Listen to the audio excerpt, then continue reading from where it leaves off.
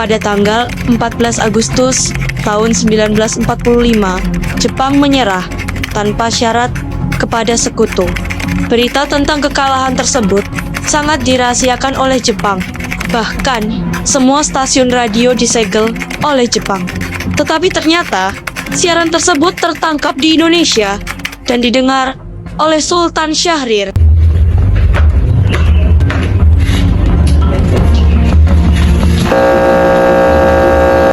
Of Japan and the Japanese government and the Japanese Imperial General Headquarters to sign the instrument of surrender at the places indicated. Sore hari, setelah mendengar berita tentang kekalahan Jepang, Sultan Syahrir mengadakan rapat di Jakarta, Indonesia. Keberadaan kita di sini yaitu untuk melancarkan rencana kita menuju ke gerbang kemerdekaan Indonesia. Tapi Bu, Jepang masih menguasai wilayah Indonesia. Tanah Putra masih dijajah oleh Jepang. Assalamualaikum. Waalaikumsalam. Saudara-saudara, saya punya kabar gembira untuk kita semua bahwa Jepang telah menyerah kepada sekutu. Dan saya telah mendengar berita dari luar negeri bahwa telah terjadi kekosongan di kekuasaan Indonesia. Sungguh kabar yang menggembirakan yang Anda kabarkan tadi. Tapi apa itu kekosongan kekuasaan? Biar saya perjelas, sekarang Jepang sudah tidak berkuasa di negeri kita karena telah menyerah kepada sekutu dan sekarang sekutu belum menguasai Indonesia. Ya, saya mengerti. Terima kasih. Lalu apa yang kita harus lakukan untuk mengisi kekosongan kekuasaan ini? Bagaimana kalau kita segera mengabarkan kepada Bung Karno dan Ibu Hatta untuk segera memproklamasikan kemerdekaan Indonesia? Saya setuju, karena itu waktu yang tepat untuk memproklamasikan kemerdekaan Indonesia secepatnya. Tapi jangan sampai proklamasi kita diproklamasikan oleh BPKI. Kenapa Anda berpendapat seperti itu? Karena BPKI adalah badan pembentuk dari Jepang dan kita tidak ingin ada campur tangan dari Jepang dalam kemerdekaan kita sendiri. Dari itu kita sepakat untuk menolak hadiah dari Jepang, karena kemerdekaan Indonesia kita yang akan menyusun sendiri. Tepat sekali. Untuk itu, Anda semua harus berdiri di kediaman Soekarno untuk melakukan hal ini. Saya dan juga keluarganya akan membantu merebut kekuasaan Jepang.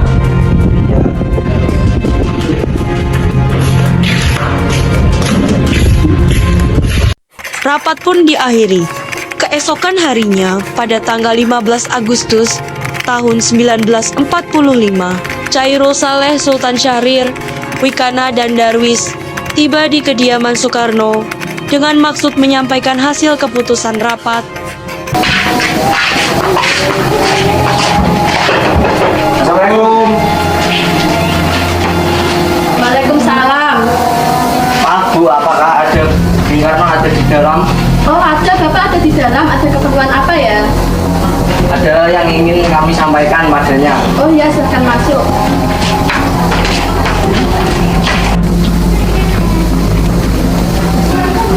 Kang Mas, ada yang datang mencari. Ya, siapa Bu? Para pemuda katanya ingin datang membicarakan hal penting. Baik, akan saya temui mereka.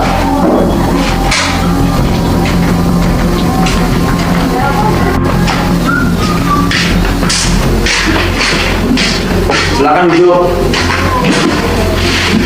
Saya dengar dari saya ada hal yang perlu kalian bicarakan. Begini Bung, sekarang Jepang tidak lagi berkuasa di Indonesia, maka sekarang terjadi kekosongan kekuasaan.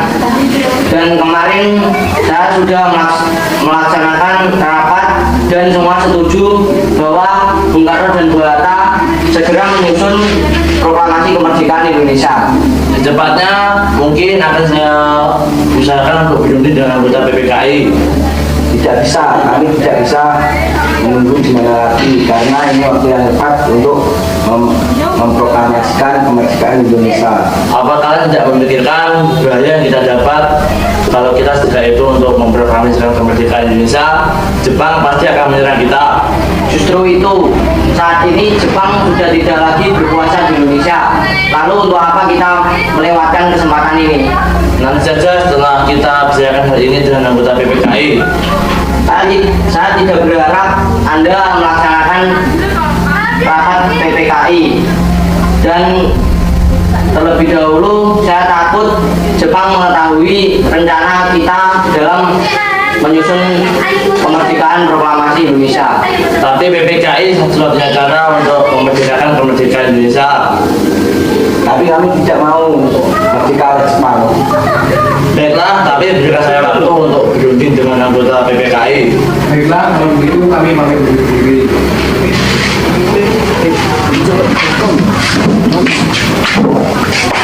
Karena masing-masing mempertahankan pendapatnya, keempat orang golongan muda tersebut berpamitan kepada Bung Karno. Mereka meninggalkan kediaman Bung Karno dengan wajah kesal. Kemudian, Soekarno meminta para golongan tua untuk datang ke kediamannya dan membicarakan permasalahan tersebut. Bagaimana, Bung?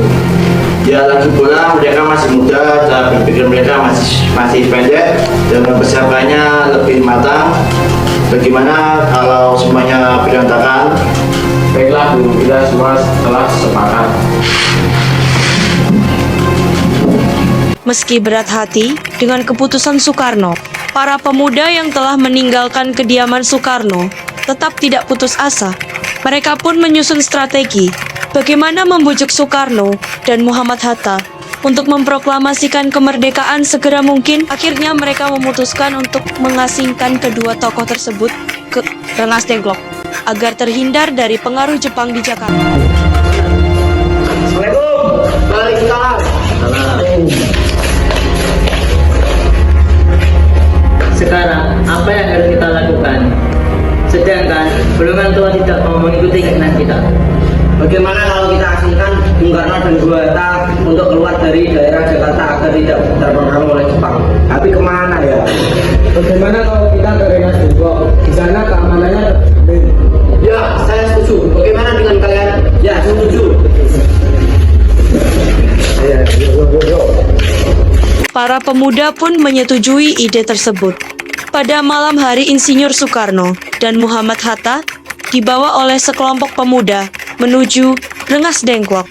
Rombongan ini berangkat dari kediaman Soekarno dan dikawal oleh pasukan peta.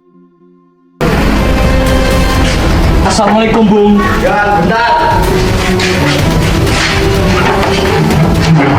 Ada apa? Assalamualaikum Bung Hatta. Jadi gini, Bung. Rombongan Insinyur Soekarno dan Muhammad Hatta tiba di Rengas Dengklok dengan selamat pada waktu subuh tanggal 16 Agustus tahun 1945. Soekarno-Hatta berada seharian penuh di sana.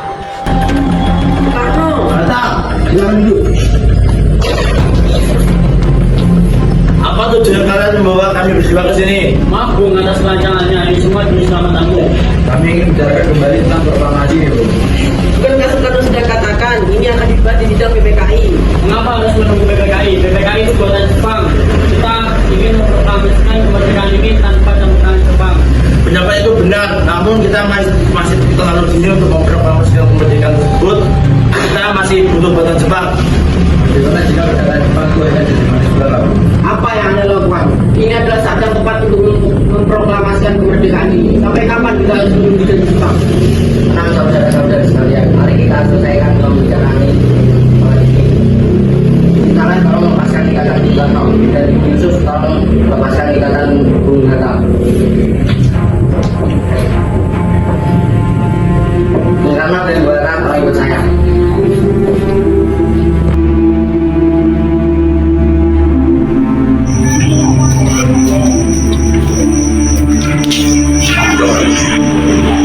Saya sudah tahu mengenai pertimbangan kalian berdua mengenai kemerdekaan ini. Kami memang belum mempertimbangkan masalah ini dengan baik, tetapi saya yakin kita pasti bisa memanfaatkan situasi ini. Kesempatan tidak datang dua kali, Bung. Apa kita bisa melakukan ini semua? Tentu mungkin. Kita pasti bisa kalau kita mau berusaha. Lagi pula para pemuda Jakarta sudah mempersiapkan perjalanan untuk Jepang. Bagaimana Bung Karno? Baiklah, saya setuju. Saya akan memproklamasikan kemerdekaan ini tanpa campur tangan Jepang. Waalaikumsalam, Bung Yusuf. Gimana kacamata saya? Sebentar ini. Bung Karno dan Bung Hatta serta Subarjo mensetujui proklamasi dilaksanakan besok harinya. Insinyur Soekarno dan Hatta pergi meninggalkan tempat tersebut. Sementara Ahmad Subarjo dan Chairul Saleh tinggal sebentar untuk membahas tempat pembuatan teks proklamasi. Gimana kita akan membuat teks proklamasi kemerdekaan? Bagaimana jika di rumah acara Maida di Jakarta? Dia dalam posisi militer, jalannya pasti bisa terjamin dan tempatnya strategis. Dia adalah orang yang mendukung kemerdekaan negara ini. Dan tidak ke sana. Selesailah perundingan di Rengas Dengklok. Semua anggota golongan muda maupun golongan tua kembali ke Jakarta untuk membahas lanjut rencana proklamasi kemerdekaan tanggal 17 Agustus tahun 1945. Assalamualaikum. Waalaikumsalam, ada apa ya? Kami ingin bertemu dengan Laksamana Maida. Sebentar, saya panggilkan dulu. Selamat malam, Mas Bung. Maaf mengganggu malam-malam. Saya ingin membicarakan tentang proklamasi yang dihadirkan besok hari. Apa benar begitu? Kalau begitu silakan, Mas.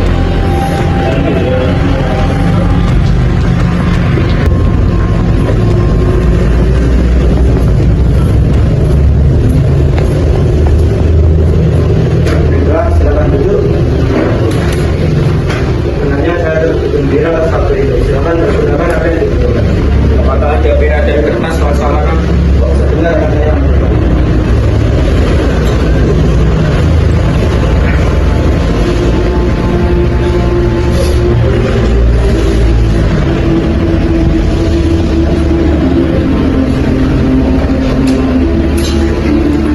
Bagaimana dalam penandatangan proklamasi ini? Menurut saya, proklamasi tidak ikut campur tangan PPKI karena PPKI dibuat oleh Jepang. Kita tadi sudah sepakat bahwa proklamasi ini dilakukan dengan tidak ikut campur tangan Jepang. Adakah dari kalian yang berpendapat untuk menyelesaikan masalah ini? Bagaimana jika yang menandatangani teks naskah ini adalah hadirin yang hadir saat ini? Seperti ketika Amerika menandatangani deklarasi mereka. Kita tidak boleh sama dengan negara lain. Kita harus berbeda dengan negara lain. Lalu bagaimana Bung Karno? Karena ini semua jasa bangsa Indonesia, jadi harus sama kita. Ya, saya setuju dan saya mengusul bagaimana jika yang menandatangani teks ini adalah Anda dan Bung Hatta sebagai wakil bangsa Indonesia. Usulan yang bagus, bagaimana Pak Presiden Anda penting proklamasi ini? Baik, Bung, apakah ada usul penting ini? Ada, mari saya.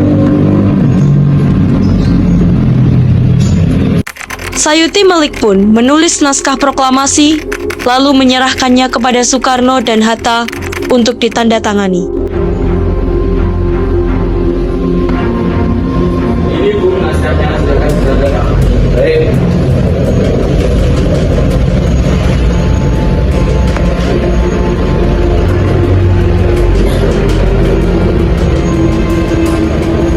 Rapat kali ini telah selesai, mari kita pulang.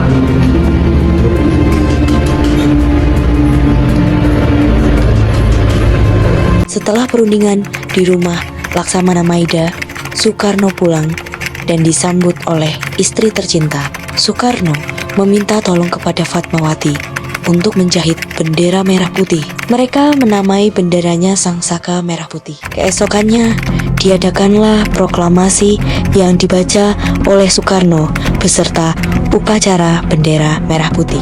Tolong kibarkan bendera ini. Siap, Bung. Saya akan mengibarkan bendera ini. Proklamasi. Kami, bangsa Indonesia, dengan ini menyatakan kemerdekaan Indonesia.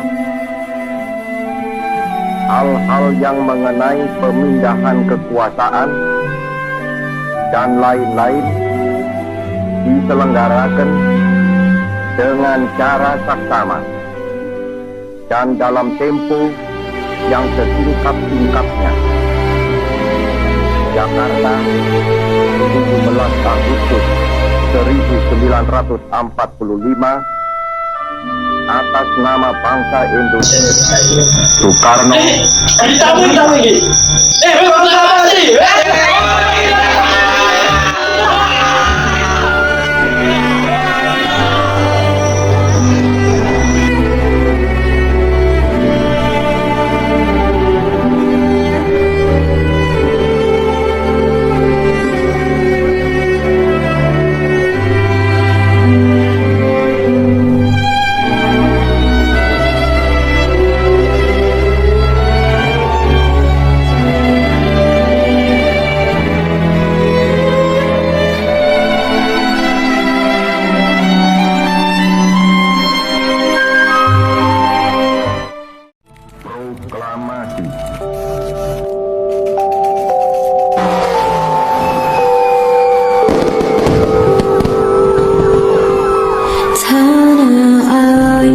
Kami, bangsa Indonesia, dengan ini menyatakan kemerdekaan Indonesia. Hal-hal yang mengenai pemindahan kekuasaan dan lain-lain diselenggarakan dengan cara saksama dan dalam tempo yang sesingkat-singkatnya. Jakarta, 17 Agustus 1945.